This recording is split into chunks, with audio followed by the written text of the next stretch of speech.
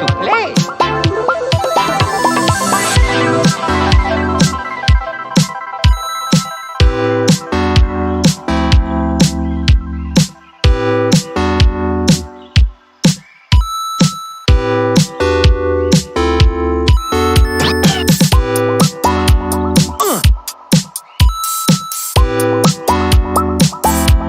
Hello.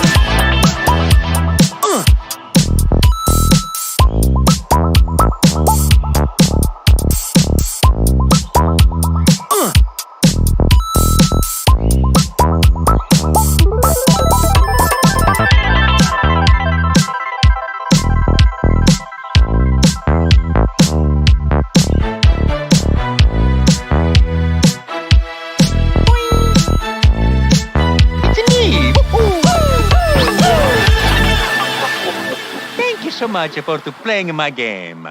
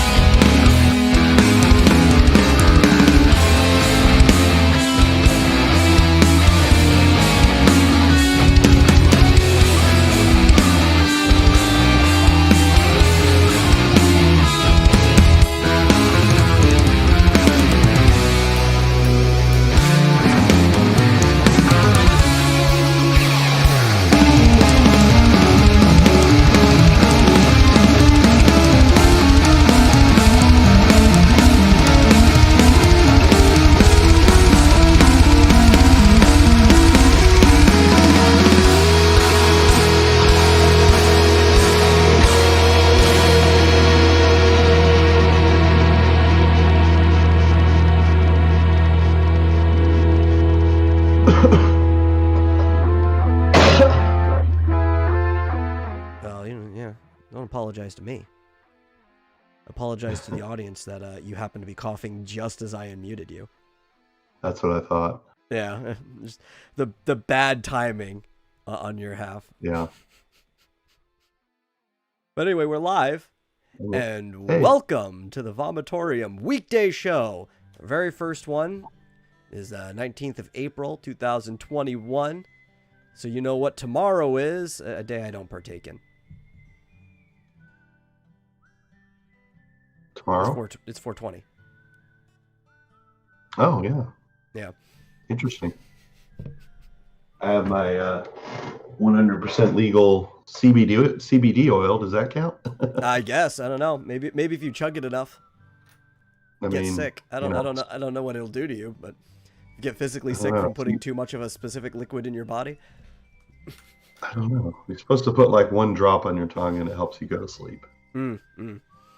But it was bought at an actual, legal, whatever you call it,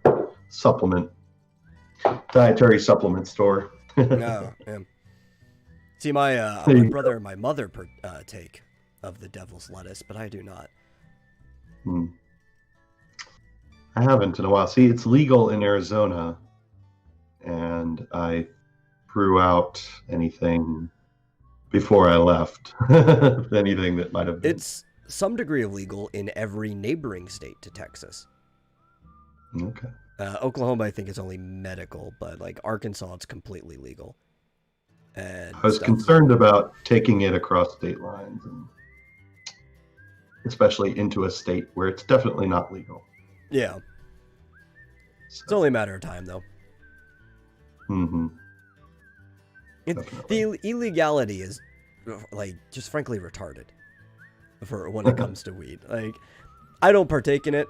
I just like calling it the devil's lettuce because it's fun. I have no actual ill will against it. It makes no sense why it's illegal.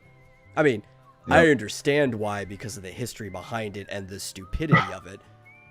But from a principled position, it makes no sense why it's illegal. I think all drugs should be legal, frankly. And yeah. Any actions that you may take while on said drugs should be, if illegal, should be prosecuted. Yeah. And there can be certain things that are strictly illegal because you're doing it on some type of drug, not just because the action itself is already, like driving, right? Operating heavy machinery. Yeah. I mean, frankly, and as a partner of someone who suffers from chronic pain, frankly, I think opioids should be not only legal but over the counter. I don't even think you should have to have in minor quantities. I could see that because opioids, there's specific problems with that. Definitely should be decriminalized. But their entire wars fought over opioids, opium, and stuff like that. In fact, the British even crippled China by making them addicted to opium at one point in time. It is a very crippling thing when not regulated properly. But if you have a doctor, it should be over the counter, but if you have a doctor recommending you an amount and your doctor knows you well, you probably aren't going to get to the point that you're addicted. No, you're not. Yeah. And but here's the problem, and we can talk about this for hours. But the problem is that I don't know who, CDC, government is putting all this pressure on doctors to stop prescribing it to the point where if they prescribe too much, per somebody's definition, they can lose their license. And so they're scared as hell to prescribe it, even when they have pain patients. Let's just go back to prescribing morphine to people, like on the regular. Yeah. Or just Oxy. It works. Yeah. I mean, actually works. I mean, we've gone to a pain specialist who was like, I am legally not allowed to prescribe you pain medicine. Like, what the hell do you do? Yeah, that's weird. Like, my mom gets several different things. She used to get Oxy. I think she gets hydrocodone now, specifically. And they go to a pain management clinic. Kind of smarter here, I guess, in general, and it's probably just because of the libertarian nature of Texas, which is why I don't get why we haven't done weed yet. It's just the boomers who are in charge. But even like the doctor would be like, hey, I'm prescribing you this hydrocodone, but as long as you make sure you're clean a week before your test, nobody's going to know if you're doing a little something, you know what I mean? Yeah. I mean, it's better that a doctor is prescribing it and managing it and maybe even doing monthly tests or whatever, knows how much you're taking and all that, than for them to be like, sorry, you get nothing, and that you go off and have to get heroin or what's that stuff called? The stuff from China that kills people. You know what I'm talking about? That deadly stuff that comes across from Mexico. Deadly stuff that comes across from Mexico. Is it I don't know. are they methamphetamines? No. I don't know if I know what you're talking about. You might not be describing it well enough for me to know what you're talking about. The opioid. Fentanyl. Oh, yeah. Mr. Floyd's friend. Yeah. Yeah, Who? yeah. Oh, Mr. yes. Floyd. Yeah. Yes. Yeah, I know. Fentanyl, it's absolutely deadly. I mean, Oh, yeah, like minor amount can just set your heart off like that and just done. Yeah. No, believe me, Mr. Squeakers, I try to avoid meds at all costs too. But if you got chronic excruciating pain, it's better to not be in pain if you can. But at any rate, especially because she doesn't take it every day because it makes you constipated, frankly. Well, that's also why my mom smokes. Right, because even though she is prescribed pain meds, a lot of times if it's just minor pain, a hit will stop it for a while. Mm-hmm. Also a good reason why you lived in Arizona for a while. that does help, yes. But Anyway, talking about something completely differently funky in its own way. For the first show, because I like independent things. I think all of us here that come to this show, or as either a host or an audience, we like indie stuff. Some of us have been involved in indie gaming or comic scenes and independently and stuff like that. And today, or actually yesterday, a Kickstarter started for an indie game that blew up. It is now actually at 1,500% of its actual goal. Because its goal is 60,000, it's at 650,000 right now. Kickstarter doesn't give you that percentage, though, does it? No, it doesn't. I had to do the math quickly in my head. It's a little higher. I'm rounding to the nearest 100, but yeah. Wow, it's going up as I watch it. Same, yeah. I've had it up this whole time, and it just keeps going up. I backed it too, and the game is called Friday Night Funkin'. Now, which a lot of people should know this, but maybe they don't because they're not in that scene. I'm old school Newgrounds kind of guy. I grew up on early days of the internet on Newgrounds.com. I'd spend a lot of time there. I still spend a lot of time on Newgrounds.com. And Newgrounds, while it is a wide platform for a variety of things, it's mostly known for animation, back in the day Flash, but now they do whatever, and games. It was Flash games. Now they use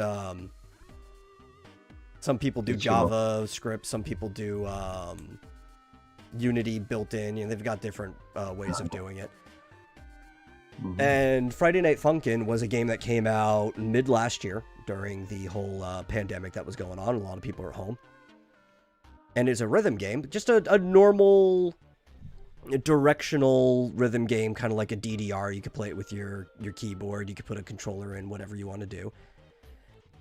And it told the story of a boy who was trying to be like a underground rapper who was dating this girl. And at the end of the first week, he had to rap battle her father. So you're basically doing like a rap battle against somebody back and forth. And they were constantly updating it. There's been 7 weeks so far. And each week is a series of, say, just, DDR style rap battles. And you have to have like a boss at the very end of it. And it blew up. A lot of people probably didn't even play the game, just kind of like the culture around it. You get that a lot with these type of things, where people just kind of like, they dig it, they dig the aesthetic, they want to be part of the community and stuff. And this got such a huge following that when they decided to put their game up, they made nearly 1,000% of their funding after one day. Mm-hmm. It's been a little over a day now, but yeah. They're about to hit the online multiplayer stretch goal Yeah. 655,000. And like a lot, this thing is big too, like at least on internet communities. There was a whole like animation jam for it where a lot of people made their own like animated videos, like fan videos and stuff like that. And there's a whole community of people theorizing about already like the lore of the game. It got that big that fast.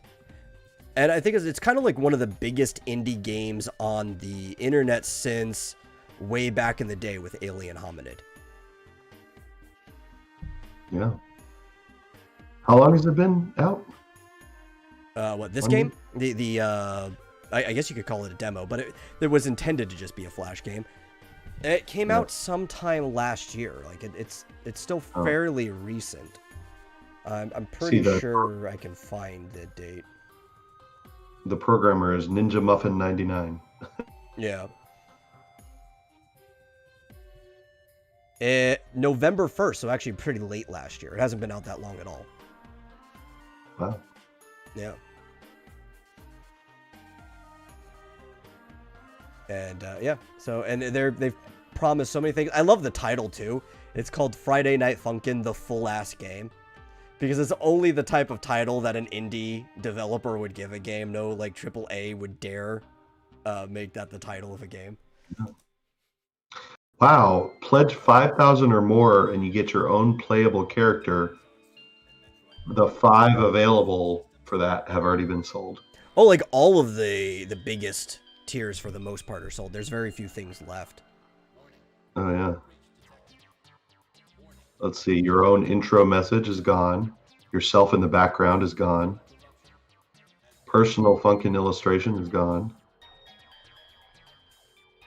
Boyfriend limited handmade figure. The Tank Man statue, which Tank Man is like the Newgrounds mascot, is also gone. You can't even get the Pico stickers. Yeah.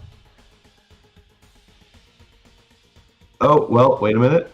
Wait. If any of our viewers may still be in luck, if you pledge $10,000, there's still 2 left out of 3 of these.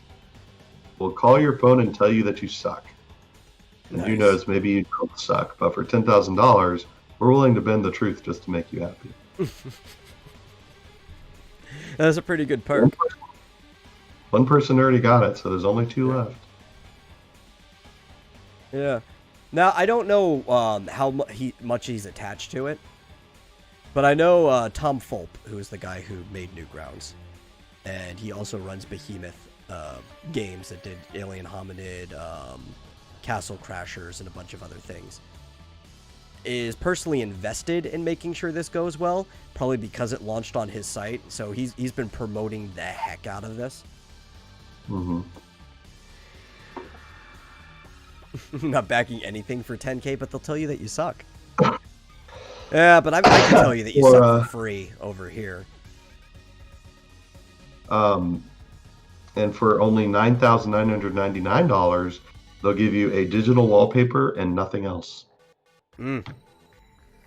Not even the game. They don't even call you and tell you suck. Yeah, that's $1 extra. Nope, yeah, you don't get the game. You get none of the other perks. Yeah, I backed at the early bird tier, which I think is already gone. I think it was only available yesterday, which was $15. Now it's just to get the copy of the game and everything, it's $20. Oh man, the wallpaper is only 1280 by 720. Forget it. Yeah, it's not even 1920 by 1080. I know, jeez. I was gonna pledge $9,999. Yeah. So you got the early bird tier? Where's that? It's gone. It was available yesterday. It's the same as the $20 tier, but if you got there on the first day, you could get it for $15 instead, like a early bird special. It says it's still available. Oh, is it? It's not on my screen. I mean, I got it, so maybe you can only get it once. Yeah. It says copy the game itself, early bird, $15. Well, get that early bird before it disappears. I don't think I'm interested in this game. I'm not talking to you. I'm talking to the audience in general. Oh, okay. As a longtime supporter of Newgrounds, I had to get the game. Like, I almost morally, ethically had to get this game. I don't think I even have a Kickstarter account. I have one. I ran a Kickstarter once. I've also backed a few things on Kickstarter. I backed Vestry 2 on Kickstarter because I missed the Indiegogo. Wait, I have a login, but I might have deleted my account. Oh, no, I do still have a Kickstarter account. Okay. Oh, fine, I guess. It was like, I don't know. To me, like, Newgrounds is so much not just like internet culture, but also indie gaming culture, that I did feel like I had a moral imperative to back this game. I will probably play it. I mean, I've played a little bit of it on Newgrounds, but it's like I feel I wouldn't be holding up to my own personal values if I didn't do it.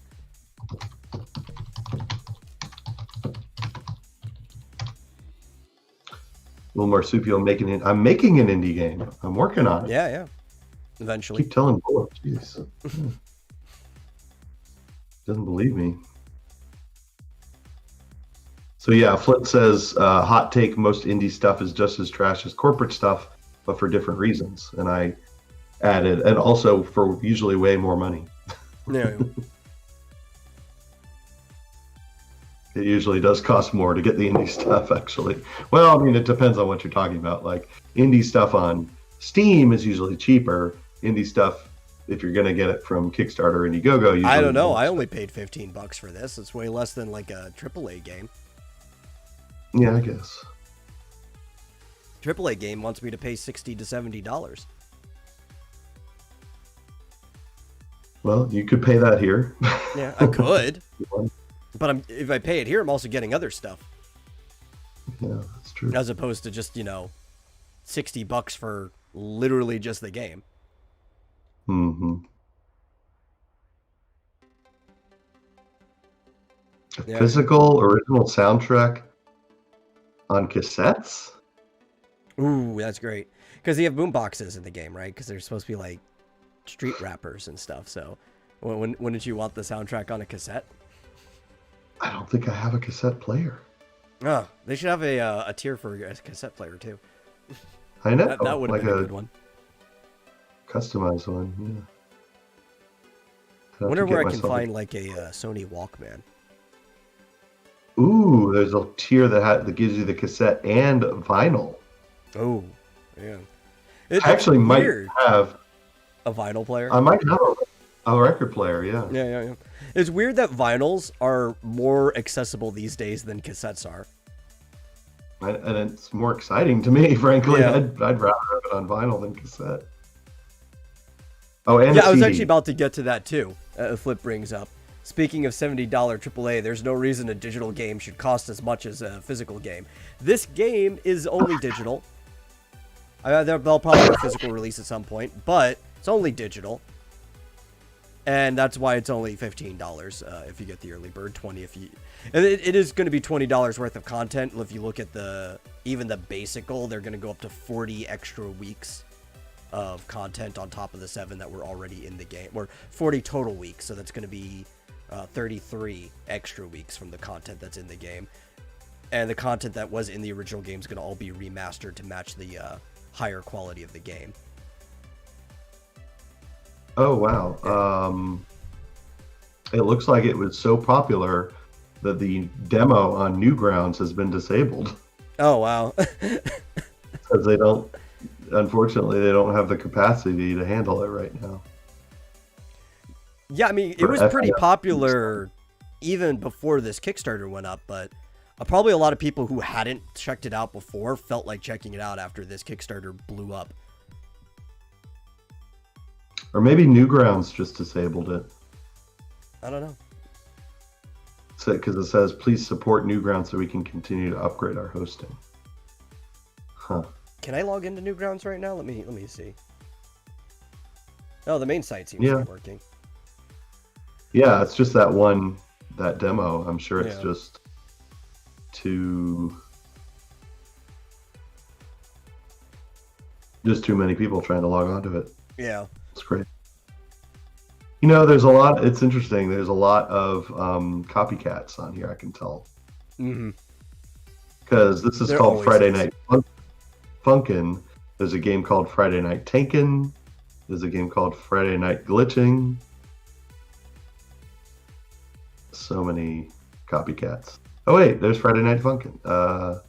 Yeah, no, it's disabled. But you know, because there was the Friday Night Funkin' Jam, it was an animation jam, but it was so encouraging that, I mean, people expected copycat games and stuff to come up at the same time.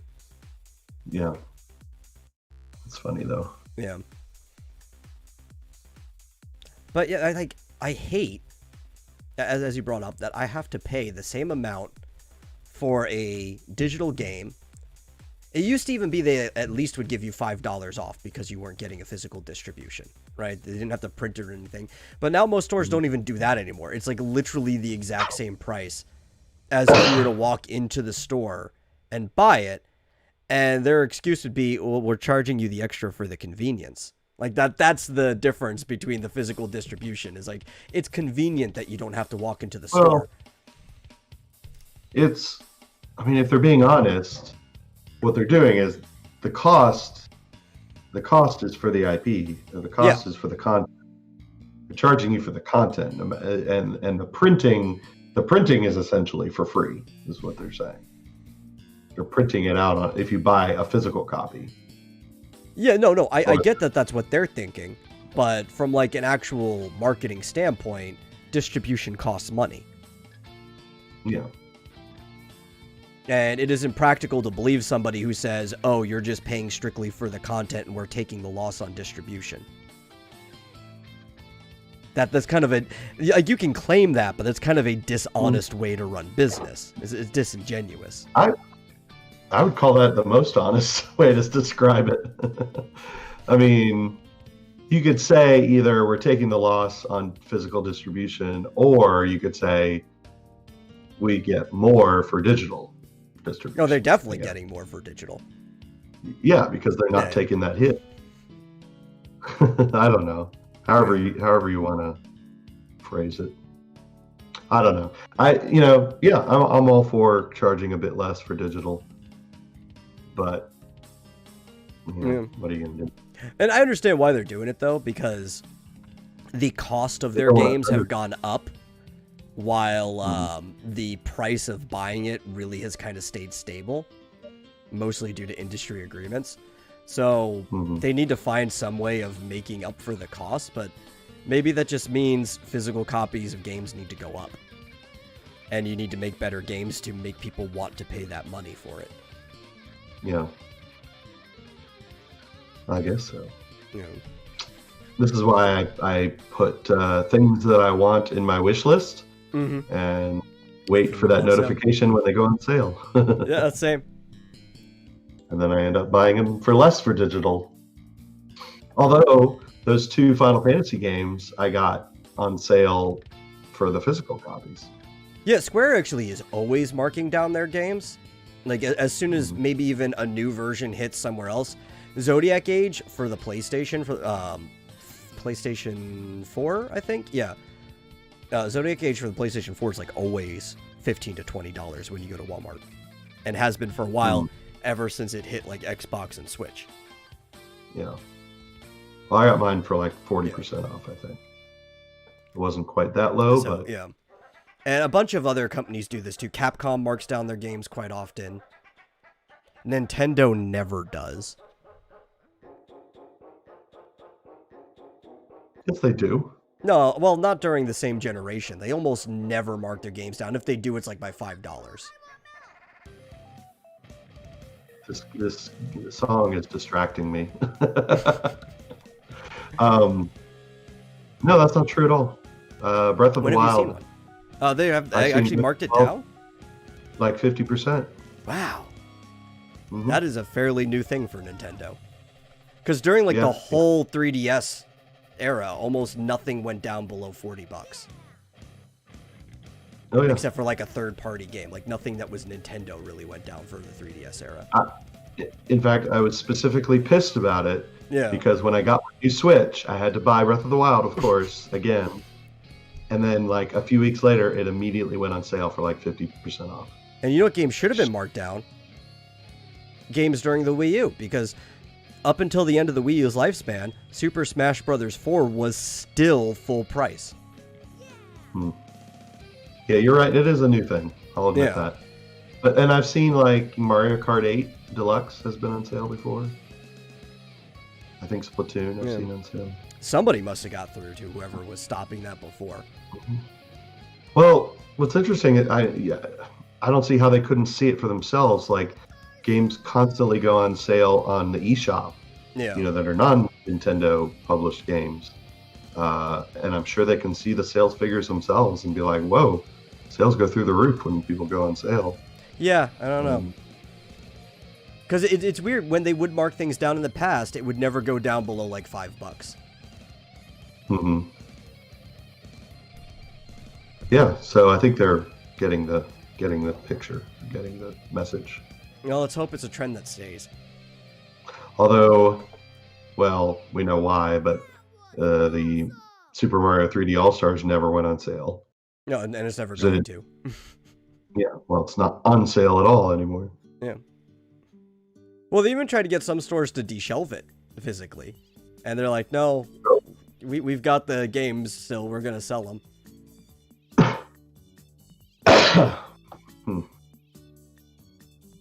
Did you imagine that too? Being like the guy at Nintendo calling up the offices and be like, hey, we want to recall any of your spare copies of the Mario 3D All-Stars. And then people are like, no, are you kidding? People are fighting like life and limb to get these things now. Yeah. Who in their right mind, except maybe like soulless Walmart or somebody, would actually give those back? Like, what are they going to do with them? Mulch them up? I mean, what? Put them in the Disney vault. Like, Remember does the that? Retailer pay for those? Put them in the Disney vault. Yeah, put them in the Disney vault where everything else goes. I guess so. Yeah, but that's what I want to know. Does the retailer pay for them when they get sold or when they come to the retailer? I believe it's sold. I actually don't know that. I know how it works with comics because retailers buy comics and then sell them. Yeah. I don't know how it works with stores. Because I know GameStop has a deal with a lot of these companies and stuff. But I don't know how it works with like individual stores, Walmart, or anything like that. I'd have to ask Because like if who works they're in the business. If they already paid for them, why would they ask for them back? Then they'd have to pay back. I don't know. And if they didn't, then presumably they're getting the residuals whenever those do sell. Yeah. I don't know, man. Either way, I don't understand it. I never understand Nintendo. I don't want to pretend to understand Nintendo. Because I feel like, as smart as I can be, I'm going to hurt myself trying to pretend to understand Nintendo. Like, why do they send out all the C&Ds that they put out? Yeah. Flit is asking, is that game controversial? I'm not sure if is he talking about the Super Mario 3D All-Stars? Well, it became controversial because they deshelved it. Even though we all knew they were going to when they announced it. They said it was on a fixed timeline. There's nothing inherently controversial about the game. But they decided it was only going to last that year. It was only on sale up till March 31st of this year. They decided that ahead of time. For no particular reason. Nintendo's just going to buy back all of their games. Yeah. Hope that answers your question, Flit. Mm-hmm. It was on. Did it start like last year around April 1st? Oh, it wasn't even out right away either. I think it came out like in the early summer. Okay. So it didn't even last. So it was only year. For like 9 months. Get it while you can. So it's no longer available on the eShop. So. Yeah, the only way you can get it digitally if you buy a code from somebody who, like a retailer that has digital download codes. Right. Who aren't supposed to be selling that anymore, but if you bought it before March 31st, you can still redeem them. They're not supposed to be, but they can technically still sell it. If they have codes, I guess so. Yeah. Crazy. So you want me to read my story? Yeah, you can read your story. We filled about half Or this so. hour already. Oh, hey, breaking news. It hit $666,000 Oh, nice. Friday Night Funkin'. So they have passed the stretch goal of online multiplayer. Cool. I can't wait to watch myself get dumpstered by a 10-year-old who's just got really fast reflexes and good at rhythm games. Exactly. Well, their next goal is 865,000, at which point they'll add another 5 weeks. I might actually be better at this if I had like a DDR pad. I don't know. So Some of those things this. get like really stupid fast. I don't know if I could do it with a DDR pad. I don't know if anybody could. It's like faster than DDR goes. Yeah. So I'll get to Flit's question in a second, but explain this to me. What is this whole weeks thing? Like, is it only available for weeks? No. So it's like chapters, right? When the game first came out, week 1 was the first story. So each day of the week was its own rap battle. So there were 7 rap battles, right? Or there was like 5 rap battles leading up to Friday night. Right? Then there was week 2, which did the same thing. And then week 3, and they had 7 weeks with different people that you were playing in those 7 weeks. And at the end of week 1, the main battle, Funkin' on a Friday night, was against the girlfriend's dad. So now they're adding, I don't think it's 40 extra, I think it's 40 total, so 33 more weeks of content to the game. Yeah, they've already added an extra 5. That was an early stretch goal. Yeah. So this game is actually, for a rhythm game, going to be massive by the time it's done. Because I think it's going to reach the stretch goals that it needs. Yeah, if they get to $1.86 million, it'll be an extra 10, 20, 35 extra weeks. Yeah, and I don't think they're going to have trouble hitting it at the rate that they're going. Not considering they've, after less than 2 days, they're almost at $750,000. Yeah. It's insane. Timothy Olsen says he believes that you can beat that 10-year-old. Maybe, if I practice enough. Yeah. So Flit is asking, why would a company dump resources into a game that's going to be sold for a limited time? They didn't. Here's the thing. Super Mario 3D All-Star is 3 games, basically unaltered, run on a virtual emulator. That's all they did. They took 3 games, threw in an emulator, said, there you go. Done.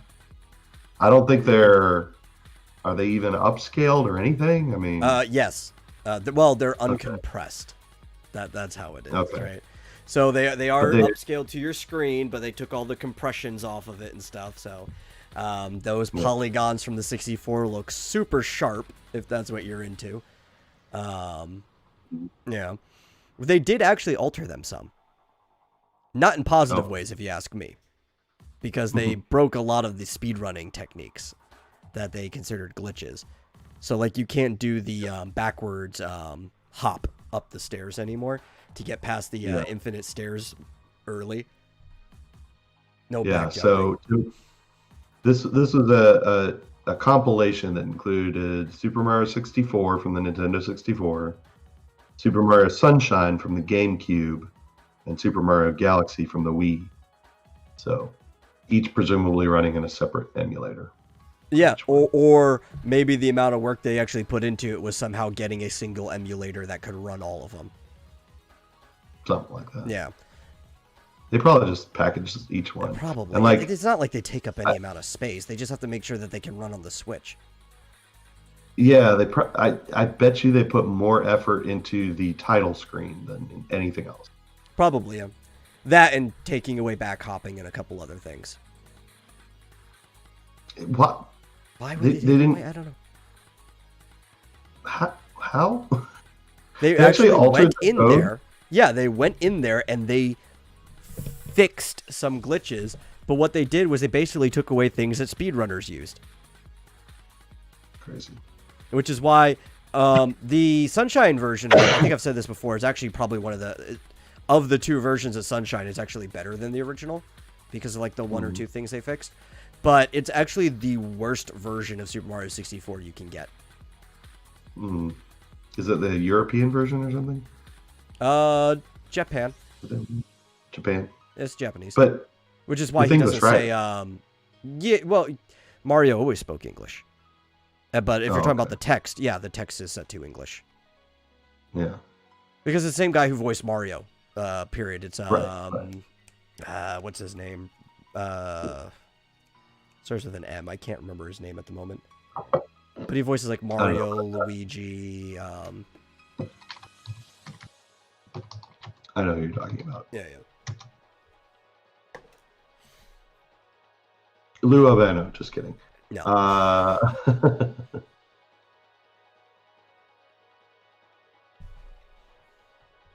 Charles Martinet. Martinet, that's it. That was where I was thinking of the M. Charles Martinet. Yeah, he's been voicing Mario since not actually a game before 64. That wasn't the first time he voiced it. It was one of the CD games. I think it was maybe Mario's Hotel or some game was the first game that he actually voiced it. I don't remember which one it was, but he did voice it prior to 64. But he's been voicing Mario since then. So they took the Japanese version, put the English translation on it, and that's the version they put into 3D All-Stars. Well, one of the reasons, too, is... Well, because you can get a Japanese version of the game. It's got text for every... It actually has more languages than the original version had. That was something they had to do. Because you can get it in companies that they didn't... Or countries that they didn't originally have languages for. They took away So Long Gay Bowser. Oh, right. Yeah. Which he's actually saying So Long King Bowser. It's just the way that he pronounced it. Everybody's like, So Long Gay Bowser. Yeah. What does he just say so long? I think they reused one of the other lines that he already does. So he just goes, bye-bye. Oh, right. Yeah. Ugh. That's why I didn't buy it. That and the $60 price tag. On principle, I could not buy that game. Like we've said this again and again. If it had dropped down to $30, I probably would have gotten it just to have it in one place. 15 but is the most I would have spent on that game. Yeah. But you can get all those emulated. So that's all it is. Emulated games anyway. So, I mean, unless they're going to remaster them, forget it. Yeah, so that's all I have to say to... Doug Bowser probably had nothing to do with this opinion, but because he's the CEO of Nintendo of America, it's fun to say, so long, Gay Bowser. That's right. Speaking of people named Bowser, this caught my eye because I thought they were referring to Doug Bowser. For a second, I was like, wait a minute, Nintendo's filing suit against Doug Bowser? No, apparently not. They're filing suit against Gary Bowser. So in the upcoming lawsuit of Nintendo versus Bowser. Well, if anybody's got to sue Bowser, it's got to be right. Nintendo. Nintendo has filed a complaint against Gary Bowser, the leader of hacking group Team Executor, as part of its ongoing efforts against piracy on its Switch console. So apparently... But by the way, Gary Bowser is a 51-year-old Canadian national. But the filing was filed in the U.S. District Court of Seattle. Apparently, Executor creates hardware hacking devices that allow you to bypass the Switch's anti-piracy measures. So it kind of works like an R4? Yeah, I guess so. Yeah, it's like a hacking chip of some sort that you can... to explain for people, if you don't know what an R4 is, back on the DS, I think is the first time I saw an R4. They probably had them for the 3DS too. But the R4 was kind of like it was a cartridge that you could put like a micro SD card into, and you could load up games into the chip, into your little micro SD card, put into the cartridge, and you basically just had a homebrew cartridge that had ROMs of the DS games in it. Okay, yeah. This looks like it's saying it bypasses. It allows you to play pirated games on the Switch. Yeah. Which I don't know how you. I don't know. I don't know the details of how this thing works. Presumably, you have to put them on like an SD card. Yeah. Which normally the Switch wouldn't allow, but this hardware device bypasses that, and apparently he's already in the past. Gary Bowser was arrested and indicted by the U.S. Department of Justice last year. Nice. So I don't know if he's currently in jail, currently awaiting a criminal trial of some sort, or what. His punishment should have to be living directly on the border between the U.S. and Canada. Or just living in Canada. That would be punishment. Oh, wasn't he already there? Yeah, he should be considered punished ahead of time. But I guess so. This article's a little light on the past indictment, but basically Nintendo has already won a lawsuit against Team Executor for $2 million, or they got a settlement, and now they are suing them again, seeking damages of $2,500 per anti-trafficking violation and $150,000 for each violation of copyright. So I imagine that's going to be in the millions, depending on how many devices they've sold or whatever. That's okay. He's a hacker. He'll just, he'll hack the Fed and get all the money he needs to pay it off. That's right. That's how it works. So yeah, I was wondering, is it going to be Bowser v. Bowser or Nintendo v. Bowser? I don't think Doug is going to be representing Nintendo in court. No, I guess not. That would be hilarious, though. We will keep an eye on the case of Nintendo v. Bowser. But as far, what was Doug before? Wasn't he like in charge of the, he was like the executive in charge of the customer service department or something like that? Before yeah, I guess so. As long as he wasn't the head of HR. Oh yeah. Oof. You know how those HR. Well, that would explain why HR was so bad, though. Bowser was in charge. Yeah, there you go. Bowser and Bowser should be a law firm. That him and Bowser Jr. working together. It's like a father and son law firm. Well, let me check. Which one is Bowser Jr.? Because this guy Gary's 51. Doug Bowser is 55. So he would be Bowser. Although there's only 4 years difference. But. It was Bowser and his younger brother Bowser. That's right. It was their last name. Yeah. I mean, they could be. But as far as I know, Bowser's a nickname. It's not actually his name. You know, he's King Koopa. Right. But yeah, he's probably thinking, damn it, Gary. Mom's going to be so mad at you. Well, I hope their mother's not Miriam Bowser. Who's that? What was it? She's like a mayor, I think. She's involved in like these political things going on right now. I can't remember exactly what she was. But I know everybody hates her. God, what was she again? Let me look this up real quick. Yeah, well, I mean, question is one of them is either of those Bowsers married to someone named Peach? She's the mayor of DC right now. That's who she is. Oh, okay. Yeah. Muriel Bowser, not Miriam. I was close. But yeah. Oh. So many Bowsers. I know. Chicago mayor says what? No, District of Columbia. That's why I keep seeing her name. And everybody's getting mad at her all the time for good reasons. No, you're thinking of Lori Lightfoot. Chicago is... Which is an amazing name. That sounds like a fantasy character. Like she'd be an elf ranger or something like that. Yeah, no, she looks like Beetlejuice. Yeah. Like I'm probably gonna put a Lori Lightfoot ranger An elf ranger that everybody hates in a campaign sometime. There you go. Crazy hair. Not sure why I thought Chicago.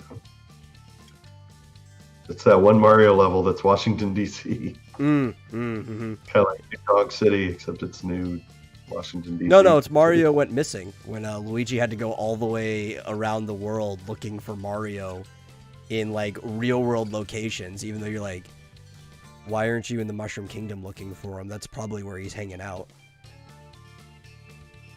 Yeah, you're right. It's Muriel Bowser. Yeah. I can't hear the name Muriel without thinking of Courage the Cowardly Dog. Really? Yeah. Because that was the woman in Courage the Cowardly Dog on the farm. I immediately think of Muriel's Wedding. Did you ever see that? No, I don't think I have. The name doesn't ring a bell. It's about an Australian girl who's obsessed with ABBA. Sounds Who horrible. ends up marrying. She marries an Olympic swimmer who is only marrying to get a green card into Australia for some reason. I guess so he can swim the Olympics. Anyway, it's a good movie if you like ABBA. I'm hit and miss on ABBA. They've got some good stuff, but I don't know. If I was a dancing queen, if I have to listen to that song one more time in my freaking life, probably gonna shoot somebody's head with a shotgun, just like clear off in point blank range. Oh, Muriel, poor Muriel. I have another story for you if you want. Oh yeah, I mean we still got some time. I didn't What know you if you got had for anything me? else. What you got? You ready for this? Yeah. Who said recently the whole experience was triggering? Can we narrow it down? That sounds like a lot of people would have. I'll just tell you. Demi Lovato walked into an LA frozen yogurt shop that is specifically offers fat-free and sugar-free products. And she got triggered by the sight of fat-free and sugar-free products. Does that make any sense? Like, the only reason I'm bringing this up is because this story blew my fucking mind. Well, Demi Lovato does have, like, the IQ of a stalk of celery. Yeah, apparently because she had an eating disorder, she was triggered by the fact that they offered essentially diet version, products. I'm like, what? I don't know, man. Like, don't go to that store. Like, isn't there a McDonald's nearby if you want fatty stuff? I'm like, this is a new thing. Getting triggered by low-fat products. Just their existence. She said, okay, wait. She said, well, I don't know if I can find the exact quote, but she basically said, when you have to walk past tons of sugar-free cookies and other diet foods before you get to the counter. I mean, she found that extremely hard, having to walk past. God forbid that they offer things that care about your health, or at least the perception of your health, because most of the time these sugar-free and fat-free stuff aren't actually better for you. Yeah. Like, just being in close proximity to it was true. Aren't you an adult? Can't you, I don't know. There's this thing where it's called contain your emotions. Suppress them. Wait till you get home. Maybe don't go to places where you can't handle yourself. That's right. Flit says sugar-free triggers him as well. Well, but he's probably smart enough to not go to stores that offer sugar-free foods. Only, apparently. Yeah. So, I know that wasn't exactly technology related, but it's the craziest story I've seen. Why are these people in the news? Why are these people famous? I don't know. These half-talented people that have, like, I don't know, a good instrument biologically built into their body, and then they write off of the achievements of other people who write all their music and, choreograph and film all of their music videos. Like, what does she actually do? other than be there. I guess he's a singer.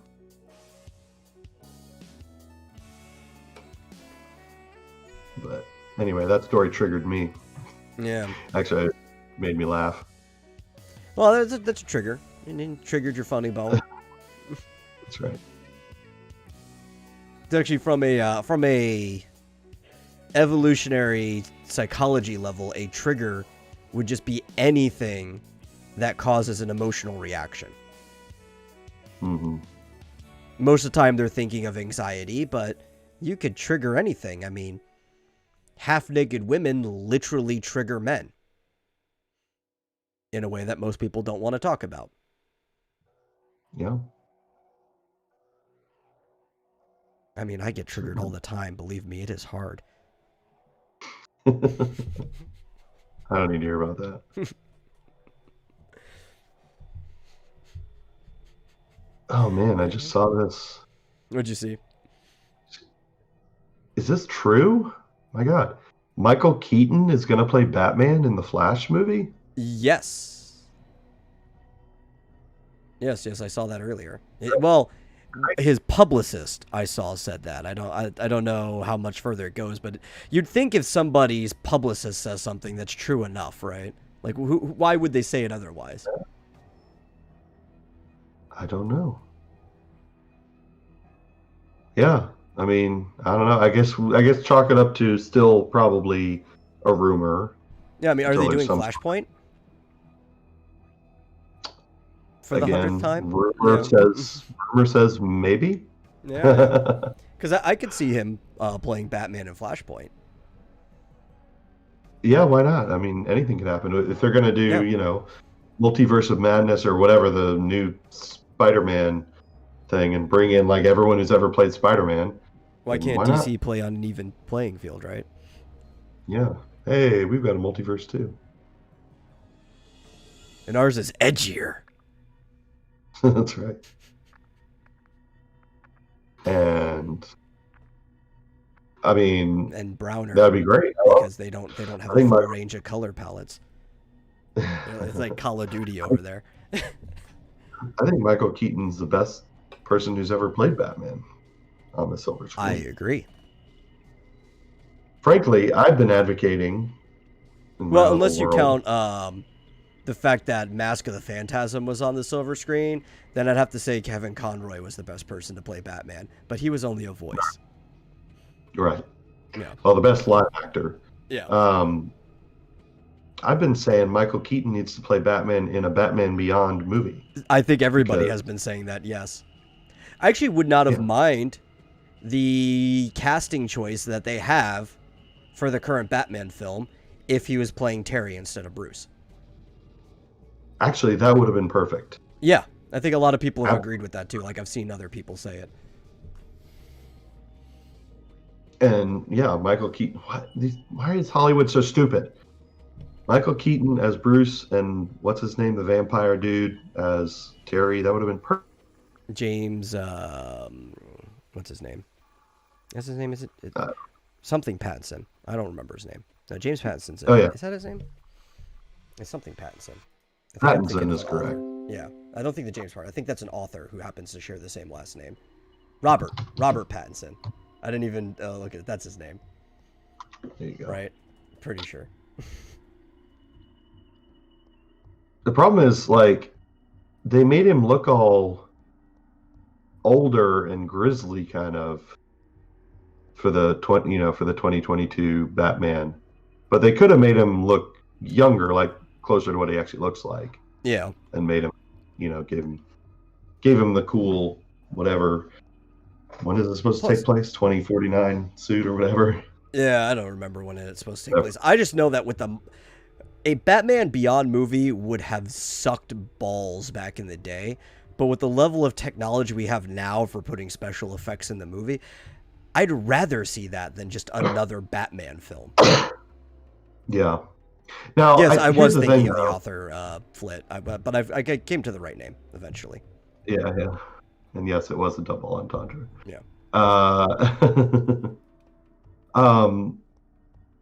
My only concern would be, and I haven't seen Batman Beyond in a while, but from what I remember, it was very like techno neon stuff. Like it reminded me of the George Clooney Batman movie, which I wouldn't want. So they'd have to tone it down a bit, I think, from the cartoon, unless I'm remembering it wrong. I mean, it was very techno neon, but I wouldn't necessarily put it on with the George Clooney movie, because it's more like Blade Runner, Ghost in the Shell type world. Yeah, if they did it like that. And then there was very clean parts of town, like where the school was, like where, his mom worked. I think she was a nurse at the hospital and stuff like that. Like there were clean parts of town, but then there were very, very dirty, gang-infested parts of Gotham too, and that's where most of the action happened. Yeah, I think I only just like was the first episode where they introduced like the Joker gang and all that kind of stuff. Yeah. I don't have faith in anything coming out of Hollywood. Until it proves itself to not be crap. I'll make my own ultra low budget movie. All the work is volunteer. Yeah. Put it up on Newgrounds. It'll look awful, but you know what? It'll still probably be a better movie than half the crap coming out these days. Well, I mean, if you've seen the fan-made Zelda movie thing, right? I've seen several fan-made Zelda movies. Oh, okay. Well, I guess some have been better than others. Yeah. Well, my favorite one, which I think I've said before, but I can't find the whole thing anymore. There's like 2 parts of it that are just like unlisted or privatized, and you can't catch it. But was The Legend of Link, which, as far as saying like a Zelda movie, it was awful. But as far as like an internet comedy movie, it was amazing, and you could tell that everybody involved were fans of the games. And it started with Link being an adult, and he was like on his way to do things. And it had so many crazy things in there. Like there was a part where he shot Tingle down from the balloon, and Navi was just so annoying that Tingle eventually just took a home run bat and hit her out of the blue, and Link was like, thank you, and you didn't have to deal with Navi for the rest of the movie. She was just gone. There's a part where Ganon and his men were playing Halo up in his base, and Zelda was kicking his ass at Halo, and he's like, what are you playing? I thought you guys were playing Super Smash Brothers. He's like, Super Smash Brothers is lame. We're playing Halo. What is Halo? And everybody starts calling him a noob and stuff. He's like, what's a noob? Like, it was such a fun movie, and I love it. Like, unironically love the movie. Yeah. But I can't finish it because 2 of the parts are just gone. And it's like, why? Why would I even bother? That's a shame. Yeah. Well, I actually bought The Legend of Neil on iTunes. So I own all of it. If you ever want to watch that on movie night, just let me know. I think we started once. Oh, did we? Yeah. Because we watched that one really bad Zelda movie that was kickstarted. I'm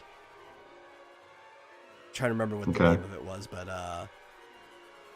I convinced Rick to watch it, and that's we watched it that one night. Yeah. Oh, I remember. Yeah, I remember watching that. It was specifically for bad movie night. Yeah. The Legend of Neil would be definitely for good. Yeah. But, not exactly movies, and probably not appropriate for Rick's server, but it would be good for ours. No. Yeah, we could start hosting movie nights. I don't know. We'll work it out. Yeah. But in the meantime, it is 9:00, and thank you for joining us on our first weekday show. See, that goes by a lot faster than you think. Super fast, yeah. Yeah. It's a nice little bite-size amount of us during the week, and you can get the full show on Saturday as normal, and still join us for our tabletop streams on Sunday, which last time we went for like a full 5 hours. My recording was more than that, but if you count the intermission and the stuff on the end, you subtract it was like 5 hours even of actual gameplay. Yeah, so we'll see you guys next time. Remember, if you want to support the show, all the links are below where they should be. Or if you're listening to this later, you can send it straight to my PayPal, paypal.me/I'mAtAMetal. And, check our schedule. We'll catch you guys later. Like it and share. Wait. And if you're on Twitch, I'm going to raid someone, so stick around for that. Yeah. He does the raid stuff. And we'll see you guys later. See you.